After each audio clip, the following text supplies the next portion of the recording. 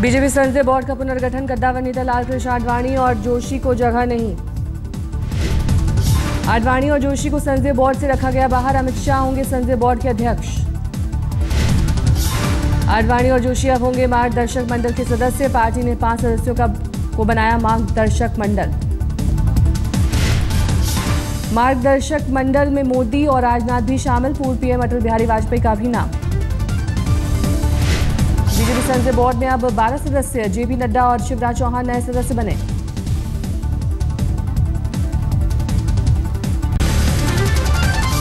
BJP संसदीय board में अमित शाह, मोदी, राजनाथ और जेटली भी शामिल। सुषमा, वेंकैया और गडकरी का भी नाम।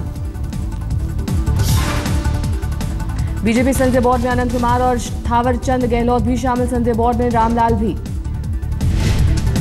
बीजेपी की केंद्रीय चुनाव समिति का फिर से गठन। चुनाव समिति में होंगे 15 सदस्य। अमित शाह होंगे अध्यक्ष। केंद्रीय चुनाव समिति में मोदी, राजनाथ, जेटली भी शामिल। राजनाथ, सुषमा और गडकरी का भी नाम।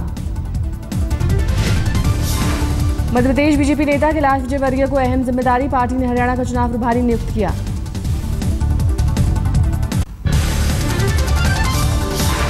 शीला दीक्षित ने केरल के राज्यपाल पद से दिया इस्तीफा। राष्ट्रपति को भेजा अपना इस्तीफा। शीला दीक्षित ने कहा, मैंने कल ही दे दिया था इस्तीफा। इस्तीफा मंजूर होने के बाद सभी सवालों का दूंगी जवाब। मैंने अपना इस्तीफा दे दिया है, यही आपको सूचना देनी थी, स्वयं दे रही हूँ, बस तक। दिल्ली की पूर्व सीएम शीला दीक्षित को पिछले साल बनाया गया था केरल का गवर्नर। मोदी सरकार आने के बाद था इस्तीफे का दबाव। उनको क्या करना उसके बारे में मुझे टिप्पणी नहीं करनी है। हमारी दिल्ली की पूर्व मुख्यमंत्री रही हैं, उनके ऊपर तमाम तरह के भ्रष्टाचार के आरोप हैं, तमाम तरह की चीज़ें भी उसमें होनी हैं और इसमें उनकी रूपरेखा क्या है, उनका दल क्या जानता है, इसके बारे में मुझे कहने की आवश्यकता नहीं। के शंकर नारायण का राष्ट्रपति ने मंजूर किया इस्तीफा। महाराष्ट्र के राज्यपाल पद से दिया था इस्तीफा। मिजोरम तबादला किए जाने से नाराज होकर दिया था इस्तीफा। मणिपुर के राज्यपाल विनोद कुमार दुग्गल को मिजोरम का अतिरिक्त कार्यभार।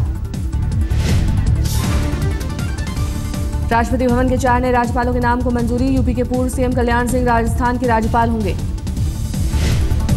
विद्यासागर राव होंगे कर्नाटक के राज्यपाल। मृदुला सिन्हा गोवा की राज्यपाल होंगी। कर्नाटक के नए राज्यपाल के नाम को भी मंजूरी। वजूभाई वाला होंगे नए राज्यपाल। मुजफ्फरनगर दंगे के आरोपी संगीत सोम को मिलेगी जेड कैटेगरी की सुरक्षा। खुफिया एजेंसी की रिपोर्ट में बताया गया जान का खतरा। मेरठ के सरधना से बीजेपी विधायक हैं संगीत सोम। मुजफ्फरनगर दंगे में भड़काऊ भाषण देने का आरोप। संगीत सोम को यूपी सरकार से पहले ही मिल चुकी है वाई श्रेणी की सुरक्षा, अब मिलेगी जेड कैटेगरी की सुरक्षा। कांग्रेस नेता राशिद अल्वी ने कहा, जिस पर दंगों के आरोप में एफआईआर हुई उन्हें जेड श्रेणी की सुरक्षा देना गलत। जालिम की सुरक्षा करोगे और मजलूमों को बगैर सुरक्षा के छोड़ दोगे। क्या यही नीति है भारतीय जनता पार्टी की? यही नीति है भारतीय जनता पार्टी की सरकार की? ये बहुत दुर्भाग्यपूर्ण है। उद्धव ठाकरे का बीजेपी पर निशाना। सामना में लिखा, उपचुनाव के नतीजे के सबक लेने की जरूरत। शिवसेना के मुखिया उद्धव ठाकरे ने लिखा, सिर्फ लहर से नहीं जीत सकते चुनाव। उद्धव ने कहा, लोकसभा विधानसभा में अलग ट्रेंड, महाराष्ट्र में गठबंधन मजबूत करने की जरूरत। बीजेपी नेता और केंद्रीय मंत्री वेंकैया नायडू ने कहा, उपचुनाव के नतीजों पर हाय तौबा क्यों। मुझे तो ये उपचुनाव जो हुआ इसके बारे में कोई इसको विशेषता रूप में लेने का कोई जरूरत नहीं है। वडोदरा संसदीय सीट से रंजनबेन भट्ट होंगी बीजेपी की उम्मीदवार। मणिनगर विधानसभा सीट में सुरेंद्र पटेल को बनाया प्रत्याशी। मोदी के मणिनगर विधानसभा सीट से भी उम्मीदवार घोषित। बीजेपी ने सुरेंद्र पटेल को बनाया प्रत्याशी।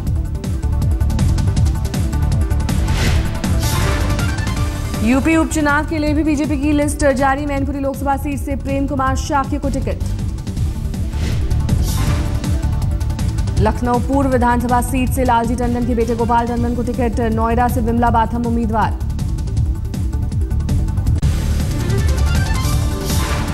सीमा पर पाकिस्तान की ओर से जारी गोलीबारी के बीच बीएसएफ के डीजी का बड़ा बयान। कहा, 1971 युद्ध के बाद सबसे भारी फायरिंग। हालात का जायजा लेने जम्मू के आरएसपुरा सेक्टर पहुंचे बीएसएफ के डीजी ने कहा, पाकिस्तानी पोस्ट पर आतंकियों ने ले रखी है पनाह। I think maybe maybe after 71 war, I think this is 45 days is a very long period when this kind of things should happen.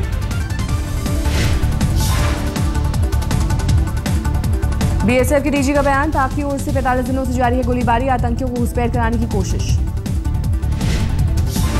45 days is a very long period when this kind of things should happen. It's a very long period. 45 days long.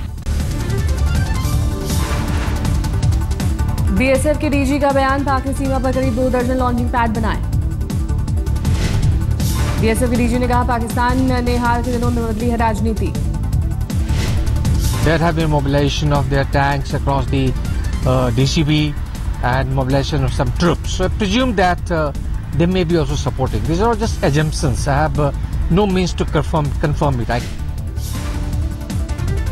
BSF के DG के मुताबिक पिछले साल पाक ने Samba sector को निशाना बनाया था। इस बार अरनिया और आरएसपुरा सेक्टर में फायरिंग। सेना के सूत्रों के मुताबिक भारत पाक के डीजीएमओ में हुई बातचीत, दोनों देश फ्लैग मीटिंग के लिए तैयार। कुपवाड़ा एनकाउंटर में शहीद हुए ग्रेनेडियर राहुल कुमार का अंतिम संस्कार, बुलंदशहर में सेना और स्थानीय लोगों ने दी सपूत को सलामी।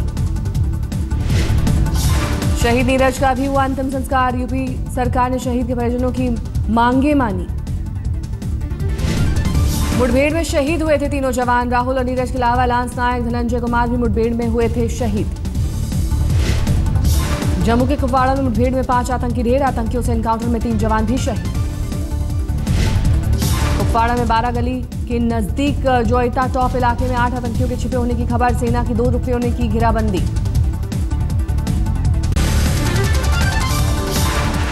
हाईकोर्ट जज के खिलाफ यौन शोषण का आरोप लगाने वाली ग्वालियर की जज पहुंची सुप्रीम कोर्ट, नई कमेटी बनाने की मांग।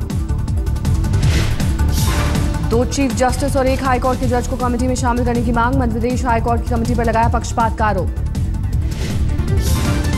2G केस में प्रशांत भूषण ने दाखिल की सुप्रीम कोर्ट में याचिका, सीबीआई डायरेक्टर रंजीत सिन्हा को आरोपी बनाने की मांग। शाहरुख खान के बंगले मन्नत की सुरक्षा बढ़ाई गई, फिल्म निर्देशक के घर फायरिंग के बाद मुंबई पुलिस ने एहतियातन कड़ी की सुरक्षा। शनिवार को फिल्म निर्माता करीम दुरानी के घर के बाहर हुई थी फायरिंग, गैंगस्टर रवि पुजारी पर फायरिंग कराने का आरोप। सहारनपुर दंगे पर मेरठ के कमिश्नर ने सौंपी अपनी रिपोर्ट, सूत्रों के मुताबिक रिपोर्ट में पुलिस की लापरवाही का जिक्र। कमिश्नर की रिपोर्ट का शिवपाल सिंह यादव की जांच रिपोर्ट से कराया जाएगा मिलान, उसके बाद कार्रवाई पर फैसला। शिवपाल कमेटी ने पहले राज्य सरकार को सौंपी थी रिपोर्ट, बीजेपी सांसद को ठहराया था जिम्मेदार। 6 साल बाद खुला मुंबई का कबाड़ हाउस, 2008 में आतंकी हमले के बाद से था बंद। 2008 के आतंकी हमले में यहूदी दंपति समेत 6 लोगों की हुई थी मौत, सिर्फ मासूम मोशे की बची थी जान। ग्वालियर के सिंधिया स्कूल रैगिंग केस में 3 छात्रों समेत 5 के खिलाफ एफआईआर, डीएम के आदेश पर दर्ज हुआ केस। 3 नाबालिग लोगों को मिली जमानत, रैगिंग केस की प्रशासनिक जांच में उठे गंभीर सवाल। राजस्थान के जोधपुर में 1 सिपाही पर लगा यौन शोषण का आरोप और महिला सिपाही ने लगाया आरोप। हरियाणा के रोहतक में छेड़छाड़ से परेशान 2 छात्राओं ने की खुदकुशी, सुसाइड नोट में लिखा एक बाइक का नंबर, जांच में जुटी पुलिस। राजस्थान के धौलपुर में मिला लड़की का शव, पुलिस को आशंका दुष्कर्म के बाद की गई हत्या। दिल्ली के त्रिलोकपुरी में एक लड़के ने अपनी चचेरी बहन को घर की 4थी मंजिल से फेंका, खुद भी लगाई छलांग। गंभीर रूप से घायल लड़का लड़की अस्पताल में भर्ती, पुलिस कर रही है मामले की जांच। पड़ोसियों के मुताबिक अंदर से बंद थे घर के सभी दरवाजे, लोग चाहकर भी नहीं कर सके मदद। दिल्ली के फतेहपुर बेरी में 72 साल के बुजुर्ग की हत्या, पार्किंग विवाद को लेकर कुछ लोगों ने घर में घुसकर की थी पिटाई। एम्स में इलाज के दौरान बुजुर्ग ने तोड़ा दम, 5 लोगों पर हत्या का दर्ज हुआ मामला, 4 आरोपी गिरफ्तार। दिल्ली के महरौली में नेपाली मूल की महिला से गैंग रेप, पुलिस ने 2 लोगों को किया गिरफ्तार। पीड़ित का आरोप जबरन जिस्म फरोशी कराना चाहते थे आरोपी, वारदात में एक महिला पर भी शामिल होने का आरोप। दिल्ली में फिर टूटा रफ्तार का कहर, झंडेवाला इलाके में 2 कारों में टक्कर, सीसीटीवी में कैद हुआ हादसा। वरना कार से बरामद हुई शराब की बोतल, हादसे में कार सवार भी बुरी तरह घायल। दिल्ली के नागलोई में मेट्रो स्टेशन के पास युवक पर हमला, अस्पताल में तोड़ा दम। यूपी के मुजफ्फरनगर में किसान की हत्या के बाद जमकर बवाल, गांव वालों ने NH-58 किया जाम हटाने की कोशिश के दौरान पुलिस पर पथराव, पुलिस ने किया लाठीचार्ज। अफरा तफरी में टकराए वाहन, कार में सवार डिप्टी सीएमओ और उनका परिवार हुआ घायल। मुजफ्फरनगर में लड़कियों के साथ छेड़छाड़ पर पंचायत, आरोपी पर कार्रवाई नहीं होने तक लड़कियों को स्कूल नहीं भेजने का फरमान। पंचायत ने प्रशासन को 2 दिन का दिया अल्टीमेटम, कहा अगर नहीं पकड़े गए आरोपी तो होगी महापंचायत। यूपी के मथुरा में एक खेत में मिला 30 साल की युवती का अर्धनग्न शव, बलात्कार के बाद हत्या की आशंका। कन्नौज में मंजिले की धमकी से तंग आकर महिला ने की आत्मदाह की कोशिश, पुलिस पर कार्रवाई नहीं करने का आरोप। यूपी के मैनपुरी में एक किसान ने की खुदकुशी, साहूकारों ने के कर्ज से था परेशान। मुंबई क्राइम ब्रांच के हत्थे चढ़ा जालसाज, नौकरी दिलाने के नाम पर करता था ठगी। पुलिस के मुताबिक जालसाज नेताओं की मिमिक्री करने में उस्ताद, करोड़ों की ठगी का आरोप।